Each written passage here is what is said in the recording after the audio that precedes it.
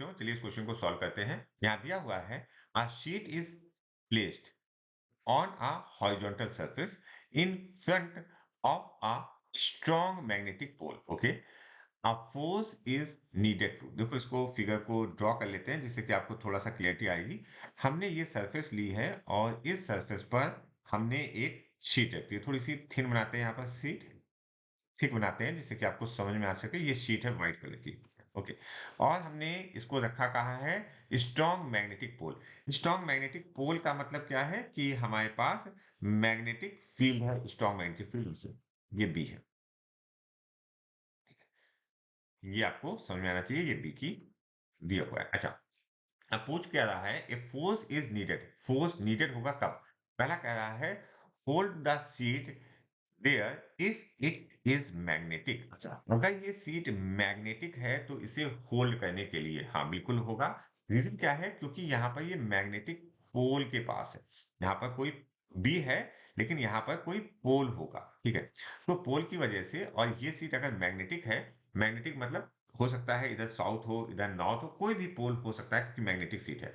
तो उस पर अट्रैक्शन भी लग सकता है और रिपल्शन भी लग सकता है। तो अट्रैक्शन और रिपल्शन की वजह से वो शीट मूव कर सकती है, लेकिन इसमें लिख रहा है hold the sheet okay there if it is magnet. तो हाँ डेफिनेटली आपको यहाँ पर एक फोर्स लगाना पड़ेगा जिससे कि ये शीट हिले नहीं, तो इसलिए फोर्स की रिक्वायरमेंट है।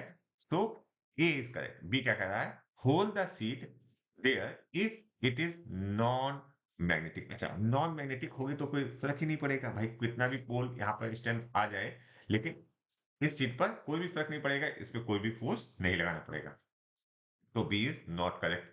सी क्या कह रहा है, move the seat away from the pole. Okay, away कह रहा है, पोल से अवे मतलब इधर की तरफ, with a uniform velocity. V जो है वो कांस्टेंट है।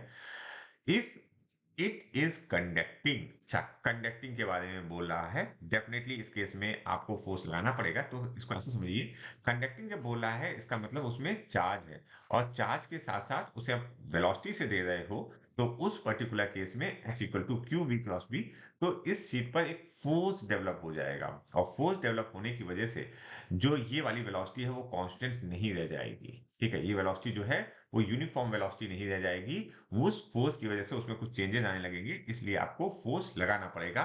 सो in this case option C, option A, C point is correct. D point क्या कह रहा है, move the sheet away from the pole with uniform velocity if it is both non conducting and non polar. नहीं, that is wrong. So हमारा A और C point correct हुआ।